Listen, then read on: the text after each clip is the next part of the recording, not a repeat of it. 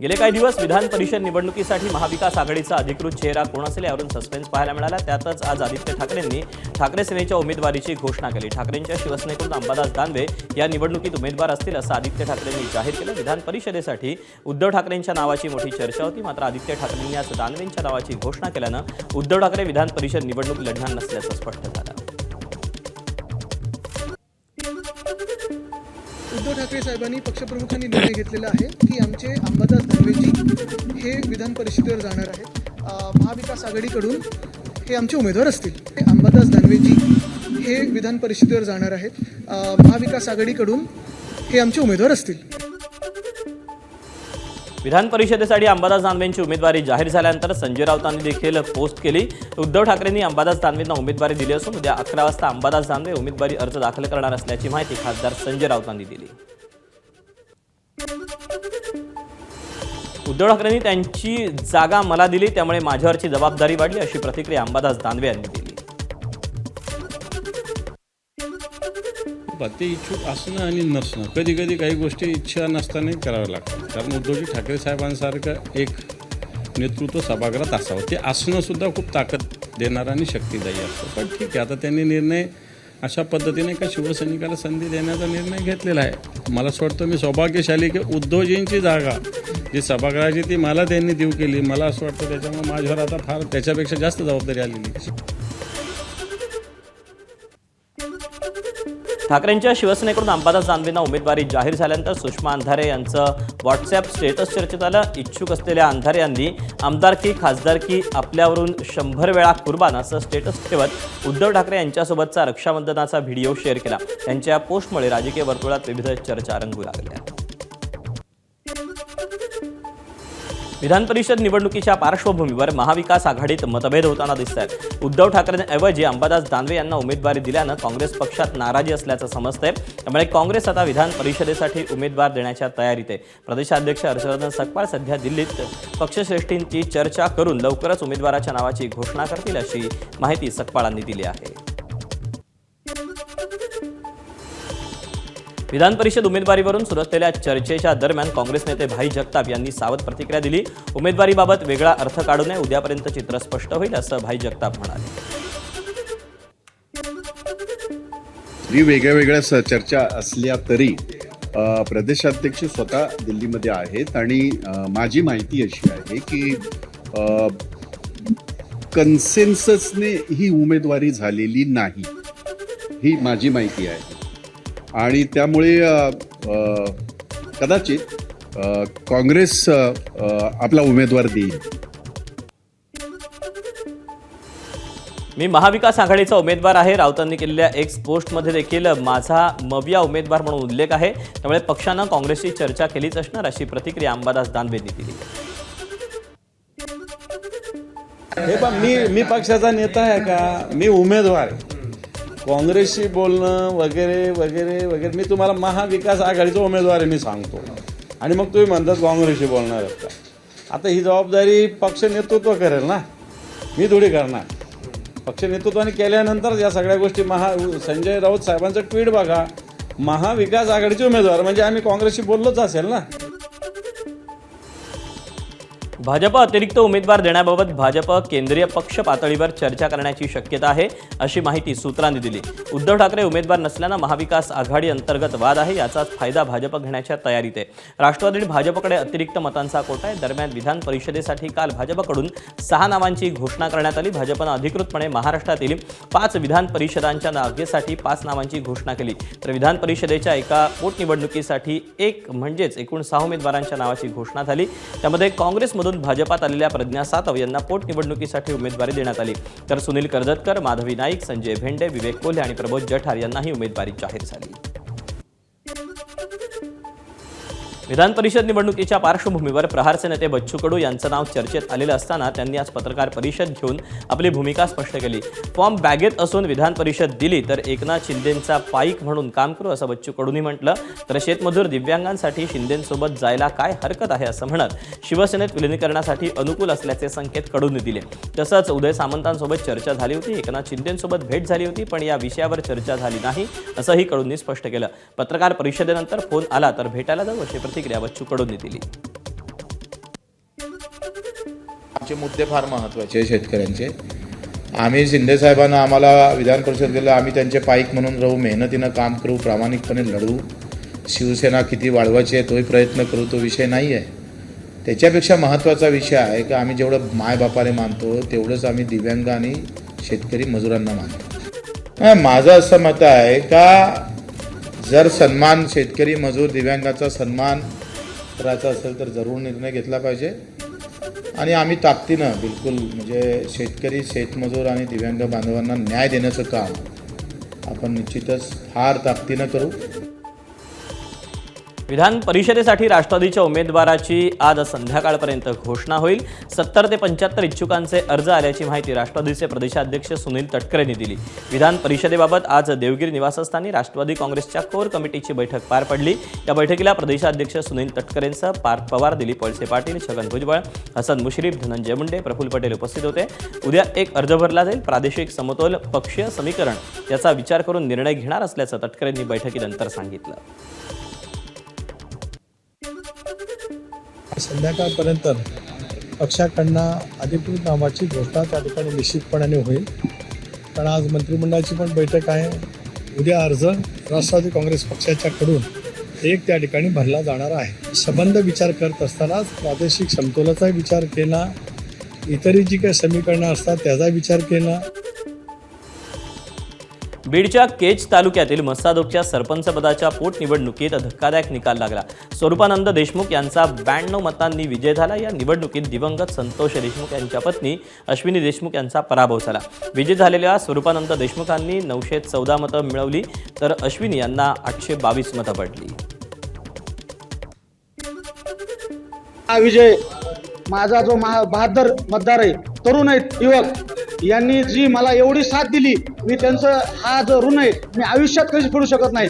कारण समोर एवढ्या बलाढ्य पार्ट्या माझ्या समोर होत्या, त्यांनी सहानुभूती होती म्हणले, पैसा होता, सगळ्या गोष्टी त्यांच्यासोबत होत्या. पण माझा मतदार कुणाच्याही आमिषाला बळी पडला नाही. तो माझ्या पाठीमागं खंबीरपणे उभा राहिला आणि मला आज विजयी केलं त्यांनी. दरम्यान अश्विनी देशमुख यांना निवडणूक लढवण्याची इच्छा नव्हती, मात्र तरीही त्यांच्या आडून कोणीतरी राजकारण करत असल्याचा आरोप विजय उमेदवार स्वरूपानंद देशमुख यांनी केला. ह्या गोष्टी करायला नाही पाहिजे होता. गावकऱ्यांनी त्यांच्या कुटुंबावर जो विश्वास दाखविला होता किंवा न्यायालयीन लढ्यामध्ये आम्ही त्यांच्या पूर्णपणे पाठीमागे होतो, त्यांनी न्यायालयीन लढत लढायला पाहिजे होता. याच्यामध्ये माझी भगिनी अश्विनीताईचा काही दोष नाही, त्यांची इच्छा नव्हती. पण त्यांच्या आडून ज्यांना राजकारण करायचं होतं त्यांनी ही निवडणूक गावावर लादली होती आणि त्यांच्या या दुष्कृत्याला माझ्या गावकऱ्यांना पूर्णपणे समर्पक उत्तर दिलेलं आहे. धनंजय देशमुखांनी अश्विनी यांचा झालेला पराभव मान्य असल्याचं म्हटलेलं आहे. यावेळी बोलताना त्यांनी संतोष देशमुखांचं गावासाठीचं व्हिजन घेऊन काम करणार असल्याचं धनंजय देशमुख म्हणाले. आता आपल्यासोबत आहेत धनंजय देशमुख. भाऊ, काय प्रतिक्रिया असणार आहे? वहिनींचा याच्यामध्ये 91 मतांनी पराभव झालेला. खरं तर हा पहिल्यांदा पराभव मान्य करून आणि जो उमेदवार नवनिर्वाचित सरपंच झाल्या त्यांना शुभेच्छा देऊन हा पराभव मान्य करतो मी. आणि येणाऱ्या काळामध्ये जे काम चालू आहे, जे काम शाश्वत आहे, जे काम गावासाठी अण्णाने केलेलं आहे तेच विजन घेऊन चालण्यासाठी आम्ही प्रयत्न करू, असं ही माझी प्रतिक्रिया आहे. आपण बघायला गेलं तर जे संपूर्ण हे प्रकरण चालू होतं न्यायाच्या लढाईचं, या सगळ्या ह्याच्यात गाव एकत्र होतं, मात्र निवडणुकीमध्ये कुठेतरी म्हणजे नेमकं काय झालं हे सगळं? नाही, माझा आणि गावाचा जे आमचं कॉम्बिनेशन होतं, संतोष अण्णा, मी आणि गाव, ते कुठंच प्रॉपर राहिलं नाही. अण्णा तर आम्हाला सगळ्याला सोडून गेले आणि त्यांच्या न्यायासाठी मला, कुटुंबाला आणि गावाला, सगळ्या लोकांना न्यायासाठी रस्त्यावर उतरावं लागलं. आणि हे प्रत्येक वेळेस प्रत्येक व्यक्ती हा मला वेळ देऊ शकत नाही, परंतु कुटुंबाला कसं म्हणून जमत नाही. मला प्रत्येक दिवशी दिल्लीपर्यंत जायची वेळ आली आणि उद्या देखील येणार.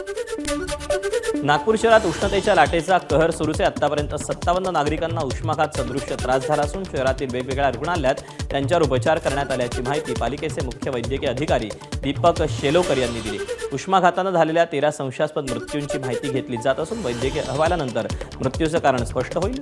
पालिकेकडे अजून उष्माघात मृत्यूची नोंद नाही, मात्र 13 मृत्यूंची चौकशी सुरू आहे. बचावासाठी पालिकेनं कोल्ड वॉर्ड, बेघर निवारा केंद्र यांसारख्या उपाययोजना केलेल्या आहेत. उष्णतामान बाहेरचं वाढलं असल्यामुळे विविध हॉस्पिटलतर्फे आम्ही रिपोर्टिंग घेतलेली आहे. त्याच्यामध्ये टोटल जे 57 रुग्ण आहेत त्याच्यामध्ये हीट क्रॅम्प्सचे 14 रुग्ण आहेत, नंतर हीट रॅशचे 21 रुग्ण आहेत, नंतर हीट एक्झॉशनचे 17 रुग्ण आहेत आणि हीट सिंकोपल असे 5 रुग्ण आतापर्यंत आढळलेले आहेत. हीट स्ट्रोकचे अजूनही एकही रुग्ण आपल्या हॉस्पिटलमध्ये कुठेही ॲडमिट नाही. एकूण 11 हॉस्पिटल्समध्ये आम्ही कोल्ड वॉर्ड तयार केलेले आहेत आणि त्या अनुषंगाने तिथे पेशंट्स हे ॲडमिट होणार आहेत. अमरावतीत मागील 4 दिवसांपासून विक्रमी तापमानाची नोंद होते. काल अमरावती जिल्ह्याचा पारा 45.2 अंशांवर होता. मागील 4 ते 5 दिवसात पारा 44 ते 46 अंशांवर पोहोचला. यात तब्बल 2 अंशांना वाढ होऊन थेट काल 46.8 अंशांवर तापमान पोहोचलं. काल अमरावतीत पारा 45.2 अंशांच्या जवळपास पोहोचला, तर आज सुद्धा 45च्या वर पारा जाण्याची शक्यता आहे. त्यामुळे गरज असेल तरच बाहेर पडावं असं आवाहन हवामान खात्यानं केलं आहे. अमरावतीचं तापमान मागील 4 ते 5 दिवसापासून 45-46च्या वरती गेलेलं होतं.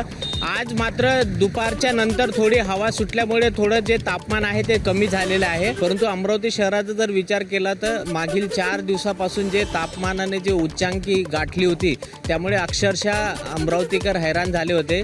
आणि हवामान खात्याने सुद्धा सांगितलं होतं की 2 ते 3 दिवस जे आहे ढगाळ वातावरण राहील. त्यामुळे कालसुद्धा सकाळी थोडं ढगाळ वातावरण होतं, परंतु जे तापमान आहे ते 45च्या वरती गेलं आणि आजसुद्धा तापमान 45च्या वरतीच राहणार आहे. सध्या सर्वत्र उष्णतेची वाढती लाट असल्यानं याचा थेट परिणाम रायगडमधील समुद्र किनारी पर्यटनावर झाला. रायगडमधील श्रीवर्धन, हरिहरेश्वर, दिव्यागार समुद्र किनाऱ्यावर शुकशुकाट पाहायला मिळते. उष्णतेमुळे पर्यटकांनी समुद्र किनाऱ्याकडे पाठ फिरवली. उष्णतेमुळे समुद्र किनाऱ्याच्या वॉटर स्पोर्ट्ससह पर्यटनावर परिणाम झाला असून किनारपट्टी भागातील व्यावसायिकांना याचा फटका बसतोय. रायगड जिल्ह्यामध्ये देखील मागील काही दिवसांपासून 40 डिग्रीच्या वर आहे तो तापमान वाढलेला आहे आणि त्यामुळं आपण बघितलं तर जिल्हा प्रशासनाकडून नागरिकांना दुपारी 12 नंतर आहे ते बाहेर न पडण्याच्या त्या सूचना करण्यात आलेल्या आहेत. आणि आता जर आपण परिणाम बघितला तर रायगड जिल्ह्यातल्या अनेक समुद्र किनाऱ्यांना बसलेला आहे, कारण सध्या सुट्टीचा हंगाम आहे आणि यामध्ये अनेक जे पर्यटक आहेत ते समुद्र किनाऱ्यांवर या ठिकाणी बागडण्यासाठी येत असतात. मात्र रायगड जिल्ह्यातल्या समुद्र किनाऱ्यांची परिस्थिती बघितली तर हे समुद्र किनारे अक्षरशः ओस पडलेले आहेत. एकंदरीत आपण बघितलं तर या वाढत्या तापमानाचा आहे तो येथील हॉटेल व्यावसायिकांवर देखील परिणाम झालाय आणि त्यामुळं समुद्र किनाऱ्यांवरची जी गर्दी आहे ती या उष्णतेमुळे आहे ती थांबलेली पाहायला मिळते. गणेश मापराळकर, एबीपी माझा, रायगड. रत्नागिरी जिल्ह्यासह कोकणात उन्हाचा पारा वाढलाय. उकाड्यामुळे नागरिक हैराण झाले. दुपारच्या वेळी कामाशिवाय बाहेर पडणं टाळलं जात आहे. वाढत्या कडाक्यामुळे थंड पेयाची मागणी वाढली. याशिवाय उन्हाचा फटका आंबा पिकाला देखील बसतो आहे. मुंबईत प्रचंड उकाडा असतानाच मंत्रालयातील एसी बंद पडले. सार्वजनिक बांधकाम विभाग अंतर्गत येणाऱ्या इमारतीत मंत्रालयाचं मुख्य प्रवेशद्वार आणि सर्व मजल्यांवरील लॉबीतील एसी बंद आहेत. ऐन उकाड्यात मंत्रालयातील एसी बंद झाल्यानं अधिकारी आणि कर्मचाऱ्यांना त्रास सहन करावा लागतो. परभणी जिल्ह्यात गेल्या 15 दिवसांपासून तापमान 40च्या पार गेलंय. एप्रिलमध्ये पारा 44 अंशांवर पोहोचल्यानं प्रचंड उकाडा निर्माण झालाय. दरम्यान उष्माघातानं जिल्ह्यात दुसरा जीव गेल्याचा संशय आहे. गंगाखेड तालुक्यातील पिंपळधर येथील गोवर्धन बाबूराव चाटे यांचा उदगीरहून लग्न समारंभ आटपून आल्यानंतर मळमळ उलट्यांचा त्रास होऊन उपचारासाठी नेताना रस्त्यातच मृत्यू झाला. अहमदपूर येथे शवविच्छेदन करण्यात आलं असून उष्माघातानं मृत्यू झाल्याचा संशय व्यक्त होत आहे. मराठवाडा आणि विदर्भात सध्या उन्हाचा तडाखा वाढला असून नागरिकांसह जनावरांनाही उष्णतेचा मोठा फटका बसतोय. म्हशी आजारी पडणं, गर्भपात होणं आणि दूध उत्पादनात जवळपास 50% घट झाल्याच्या समस्या निर्माण झाल्या आहेत. पाणी जर नसलं तर त्यांना उन्हाच्या त्यांचा जीव हा तळमळ करत राहतो. त्याच्यासाठी आम्ही हा स्विमिंग पूल हा बांधलेला आहे आणि त्याच्यामुळं आम्हाला विशेष फायदा म्हणजे ह्या जनावराला 3 ते 4 तास पाण्यात मनमुक्त थंडगार त्याच्यात बसता येतो आणि त्याच्यामुळं त्यांच्या जे शरीराचं टेम्परेचर आहे ते योग्य राहते आणि त्याच्यामुळं त्यांचा जे चिडचिडपणा, रागीटपणा हे ॲटोमॅटिकली कमी होऊन जातो. दरवर्षीसारखाच यंदाच्या उन्हाळ्याही अकोलेकरांची चांगलीच परीक्षा घेतोय. गेल्या 2 दिवसात अकोल्याचं कमाल तापमान 47 अंशांपर्यंत पोहोचलं. अकोल्याच्या मंदिरांमध्ये देवाची मूर्ती थंड राहावी, कडक उन्हाळ्यात देवालाही दिलासा मिळावा यासाठी गाभाऱ्यात एसी आणि कूलरची व्यवस्था करण्यात आली आहे. उष्णतामानाचा असर होऊ नये म्हणून आपण इथं एसी वगैरे लावलेला आहे.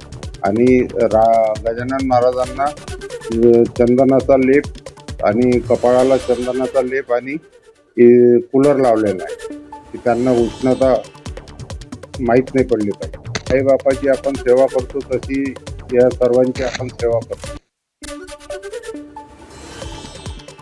कोकणात तापमान कमालीचं वाढलंय, त्याचा फटका कोकणातल्या आंबा पिकाला बसू लागलाय. फळगळती होणं, आंबा भाजून निघणं यासारख्या समस्या सध्या उभ्या ठाकल्यात. त्यामुळे यंदा आंबा उत्पादक शेतकऱ्यांसमोरचं संकट अधिक गहिरं होताना दिसून येत आहे. त्यात हाताशी आलेल्या आंब्याचं असं नुकसान शेतकऱ्यांना परवडणार नाही. धुळे जिल्ह्याचं तापमान सलग 4 दिवसांपासून 40 पार गेल्यानं बाष्पीभवनाचा प्रचंड वेग वाढलाय. यामुळे गेल्या 6 दिवसात जिल्ह्यातील 12 प्रकल्पातील जलसाठा तब्बल 4% घटून सद्यस्थितीत 49% आलाय. परिणामी आगामी काळात धुळेकरांना पाणी टंचाईचे चटके सोसावे लागण्याची शक्यता आहे. वाढत्या तापमानामुळे आणि पाण्याचा अधिक वापर झाल्यानं वाशिम हिंगोली जिल्ह्याच्या सीमेवरील पैनगंगा नदीवर 11 बॅरेज कोरडे झालेत. गेल्या महिनाभरापासून तापमान 42 ते 44 अंशांच्या पुढे जात असल्यानं भूगर्भातील पाणी पातळी खालावली असून जलस्रोत झपाट्यानं आटतोय. सातारा जिल्ह्यात उन्हाचा कडाका वाढल्यानं पाणी टंचाईची समस्या जाणवते. या पार्श्वभूमीवर जिल्हा परिषदेच्या मुख्य कार्यकारी अधिकारी याशिनी नागराजन यांनी माण तालुक्यातील दुष्काळी भागाचा दौरा करून गावातील पाणी टंचाईचा आढावा घेतला. माण तालुक्यात सध्या 17 तर संपूर्ण सातारा जिल्ह्यात 29 टँकर सुरू आहेत. गेल्या 2 वर्षात जिल्ह्यात सुमारे 80 टँकर सुरू होते, त्यात घट झाली आहे. सुपर एल निनोच्या प्रभावामुळे टंचाई वाढण्याची शक्यता लक्षात घेऊन जिल्ह्यात 98 नवीन टंचाई निवारण उपाययोजना हाती घेण्यात आलेल्या आहेत.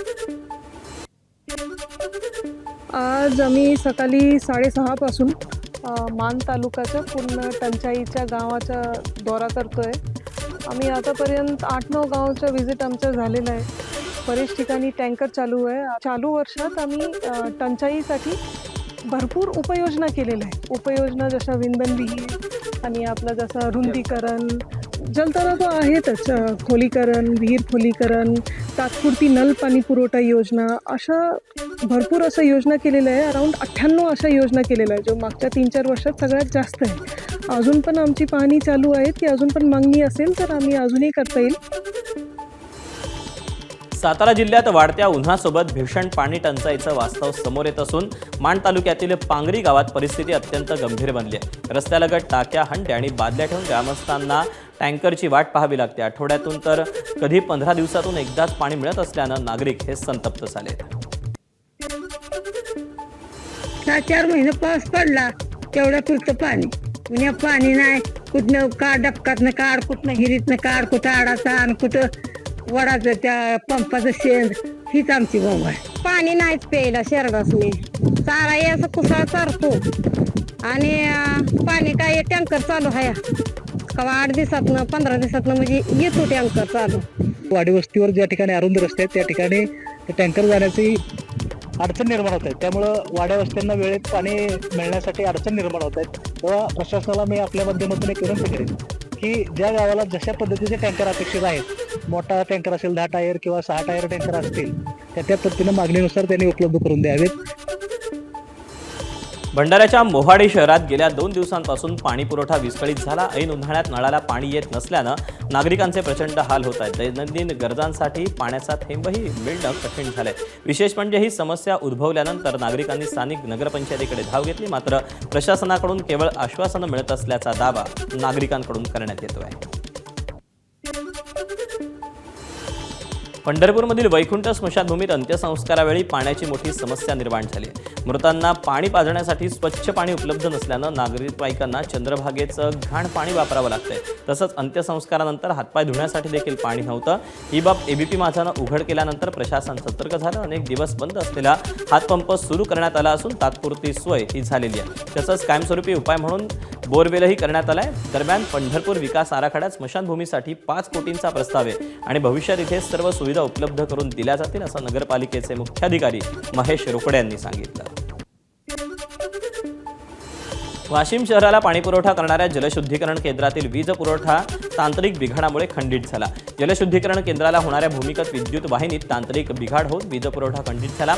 वीज पुरवठा पूर्ववत होण्यासाठी 4 ते 6 दिवस लागणार आहेत. त्यामुळे येत्या 7 ते 8 दिवस शहराचा पाणीपुरवठा बंद असल्यानं वाशिमकरांच्या चिंतेत वाढ झाली आहे. वर्धा तालुक्यातल्या करंजी काजी ग्रामपंचायत पोटनिवडणुकीत काँग्रेसनं सत्ता कायम राखली. सरपंच पदासाठी रिंगणात असलेल्या हर्षा बलके यांचा विजय झाला असून एका सदस्यपदावरही काँग्रेस उमेदवार विजयी झाले. पोटनिवडणुकीची निवडणूक होती ग्रामपंचायत करंजी काजी आणि 2 उमेदवार उभे होते. दोनही उमेदवार काँग्रेस पक्षाचे होते आणि भाजपचे सुद्धा 2 उमेदवार उभे होते, पण काँग्रेसचा चांगल्या मताने विजयी झाला. दोन्ही सीट. रायगडमध्ये 18 ग्रामपंचायतींच्या निवडणुका पार पडल्या. यामध्ये श्रीवर्धनमधील दिव्यागर ग्रामपंचायत सर्वांचं लक्ष वेधून घेणारी ठरली. दिव्यागारात राष्ट्रवादीला मोठा धक्का बसला असून दिव्यागार विकास आघाडीचे विजय तोडणकर सरपंचपदी जिंकून आले. श्रीवर्धन हा मंत्री आदी तटकरे आणि खासदार सुनील तटकरे यांचा बालेकिल्ला समजला जातो. दिव्यागर ग्रामपंचायतीने तटकरे साहेबांना दाखवून दिलेलं आहे की मनमानी, हुकुमशाही किंवा लोकांना गृहीत धरणारं राजकारण दिव्यागर सारख्या सुशिक्षित आणि सुसंस्कृत गावामध्ये कदापिही चालणार नाही. याचा विचार करण्याची वेळ राष्ट्रवादीच्या तटकरे साहेबांवर दिव्यागर वस्तीने आणून दिलेला आहे. कोल्हापूर जिल्हा सहकारी दूध संघ अर्थात गोकुळवर प्रशासक येणार आहे. मुंबईत महायुतीच्या नेत्यांसोबत झालेल्या बैठकीत मुख्यमंत्री देवेंद्र फडणवीस यांनी स्पष्ट केल्यामुळे प्रशासक येऊ नये म्हणून धावाधाव करणाऱ्या महायुतीच्या नेत्यांचे प्रयत्न निष्फळ ठरले. 4 मे रोजी गोकुळ संचालक मंडळाची मुदत ही संपते आहे.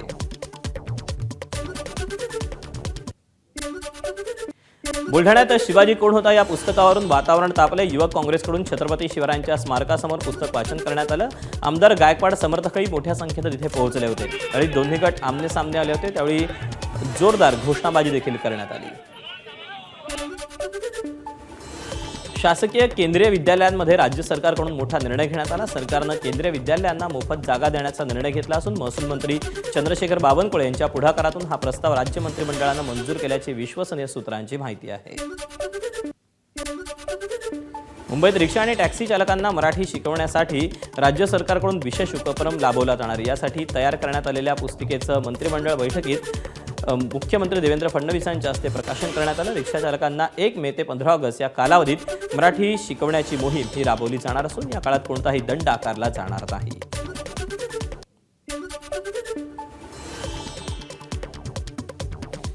राज्यातील उत्खनन आणि विक्री प्रक्रियेत पारदर्शकता आणण्यासाठी तसंच अवैध वाळू उपशावर प्रभावी नियंत्रण ठेवण्याचा निर्णय महसूल मंत्री चंद्रशेखर बावनकुळे यांनी घेतला. त्यानुसार 8 एप्रिल 2025च्या वाळू धोरणात काही महत्त्वाचे बदल केलेत. या नव्या धोरणांमुळे या सुधारणांमुळे अवैध वाळू वाहतूक करणाऱ्यांवर आता भरारी पथकांचं काटेकोरपणे लक्ष राहणार असून काही नियम देखील कडक करण्यात आलेले आहेत. मुंबई पुणे मिसिंग लिंकचं ड्रोनचं दृश्य आता समोर आले. मुख्यमंत्री देवेंद्र फडणवीस यांनी या मिसिंग लिंकचा व्हिडिओ ट्विट केला. 1 मे पासून मिसिंग लिंक प्रवाशांच्या सेवेत दाखल होणार असून या प्रकल्पामुळे मुंबई पुणे प्रवास सुमारे 25 ते 30 मिनिटांनी कमी होणार आहे. नाशिकमध्ये सिंहस्थ कुंभमेळ्याच्या अनुषंगानं विविध ठिकाणी विकास कामं सुरू आहेत. रामकुंडावरील लक्ष्मण कुंड इथंही कॉन्क्रिटीकरणाचं काम करत JCBद्वारे तोडफोड केली जाते. या कामादरम्यान गोदावरीचं पौराणिक महत्त्व नष्ट करण्याचा घाट प्रशासनानं घातल्याचा आरोप गोदाप्रेमींनी केला. नाशिकमध्ये सिंहस्थ कुंभमेळ्याच्या अनुषंगानं विकास कामं सुरू आहे. नाशिकच्या रामकुंड या परिसरामध्ये देखील मोठ्या प्रमाणात अशा पद्धतीचे सिंहस्थचे कामं सुरू असल्याचं पाहायला मिळते. आपण जर बघितलं तर रामकुंडाच्या लगत असलेल्या या लक्ष्मण कुंडामध्ये देखील या ठिकाणी कॉन्क्रिटीकरण केलं जात असल्याचं गोदाप्रेमीच्या लक्षात आल्यानंतर त्यांनी हे संपूर्ण काम आहे ते आता या ठिकाणी बंद केलेलं आहे. प्रशासनासोबत चर्चा झाल्यानंतर हे काम सध्यापुरतं स्थगित करण्यात आलेलं आहे. कारण नाशिकमधली ही गंगा गोदावरी जी आहे जी दक्षिण वाहिनी म्हणून ओळखली जाते तिचा प्रवाह हा त्या ठिकाणी बंद करण्याचा प्रयत्न जो आहे तो प्रशासनाकडनं होत होता. आणि छत्रपती संभाजीनगरमध्ये अतिक्रमण कारवाईच्या वेळी गोंधळ पाहायला मिळाला. कोर्टाची स्थगिती असतानाही अतिक्रमण विभागानं कारवाई केल्याचा दावा वकिलांनी केला. तसंच वकिलांनी पथकातील अधिकाऱ्यांवर अंगावर धावून जाण्याचा प्रयत्न केला. यावेळी पोलिसांनी हस्तक्षेप करून परिस्थिती नियंत्रणात आणली. अकोल्यात प्रेमाच्या नावाखाली विवाहित तरुण जमीर जाहिरुद्दीन काझी यानं मुलीचं अपहरण करून 5 दिवस घरात डांबून ठेवल्याचा प्रकार समोर आला. अखेर पोलिसांनी तरुणीची सुटका केली. या घटनेनंतर परिसरात मोठा तणाव निर्माण झाला होता. हिंदुत्ववादी संघटनेचे कार्यकर्ते आणि पदाधिकारी पोलीस ठाण्यात जमले होते. प्रश्न आमच्या मनात निर्माण झाले आहेत आणि त्याचा खुलासा पोलिसांनी केला पाहिजे की तो 4-5 दिवस अगोदर त्या मुलीला घेऊन आला तर त्या मुलीसोबत काय घडलं. त्याचं लग्न झालेलं आहे, 2 मुलं असून तो त्या घरात राहिला तर त्याच्या आई, त्याचे वडील, त्याच्या परिवारातल्या लोकांनी त्याला का म्हटलं नाही की ही मुलगी कोण आहे. तर त्याचा कोणाकोणाला सपोर्ट आहे. तो इतक्या जरून त्या मुलीला घेऊन आला, तिला सपोर्ट करत आहेत. तर यामागे कोण फायनान्स करत आहे, त्याला पैसे कोण पुरवत आहे, कोणत्या संघटनेच्या मागे आहेत. तर हे सगळं लव्ह जिहादचं प्रकरण आहे. बहीण मिसिंग असल्याची तक्रार तेथील पोलिसांना दिली होती. तो इथे आला होता की माझी बहीण इथे आल्याची माहिती मिळाली. ह्या मुलीचा आणि त्या मुलाचा आमच्या भागामध्ये पाहणी केली असता ती मुलगी आणि मुलगा जो आहे तो आम्हाला मिळून आला. गेमिंग ॲपवर त्यांची ओळख झाली आणि मग चॅटिंग मध्ये त्यांची मैत्री झाली आणि त्या मैत्रीमधून मग तिला वाटलं की आपण या मित्राकडे आपण गेलं पाहिजे, कारण तिला आई थोडीशी रागवली होती आणि त्या कुठे जायचं. तर त्या रागाच्या भरात ती या ज्या मित्रासोबत चॅटिंग करत होती त्याच्याकडे इथे आली होती.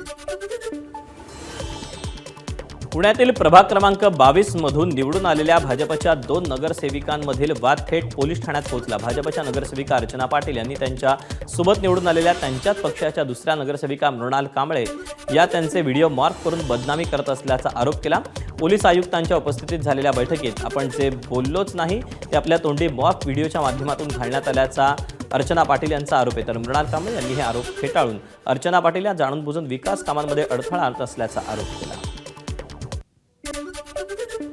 माझ्याच भागातले नगरसेविका, भारतीय जनता पार्टीच्या नगरसेविका आणि त्यांची सगळी फॅमिली, म्हणजे तिचे वडील असतील, तिचे 2 भाऊ असतील, या सगळ्यांनी जे त्या ठिकठिकाणी बैठका वस्त्यांमध्ये घेतल्या आणि माझ्या नावाची बदनामी केली. कशा प्रकारे बदनामी केली तर जो शब्द मी वापरलेला की या बाहेरून मुली आणतात आणि वेश्या व्यवसाय केला जातो, तर तो शब्द फिरून आपल्या बायका वेश्या व्यवसाय करतात म्हणजे माझ्या भागात राहणाऱ्या असा शब्दाचं फिरून त्या प्रकारे माझा एक वाईटरित्या प्रचार केला आणि महिलांना भडकवण्याचं काम त्यांनी केलं. आम्हाला त्या माझ्या सहकारी आहेत आणि मला त्यांची बदनामी करायची काही गरज नाही आहे. मी त्या ठिकाणी कुठेही मिटिंगा घेत नाही आहे. मी फक्त आम्हाला महिला मंडळ तयार करायचं त्यासाठी एक मिटिंग लावली होती आणि त्या मिटिंगमध्ये असं झालं की त्या महिला स्वतःहून आल्या आणि त्यांनी तो प्रश्न मांडला की तुमच्या नगरसेविका असं कसं बोलू शकतात. हा आमचा म्हणजे आम्ही इथे राहतो, जर इथं अशी बदनामी झाली, तुम्ही जर सिपिनच्या व्हिडिओमध्ये बघितलं असेल त्यांनी स्पष्ट तसं बोललेलं आहे. आम्ही कोणतंही माफ केलेलं नाही किंवा काही केलेलं नाही. एबीपी माझा, उघडा डोळे बघा नीट.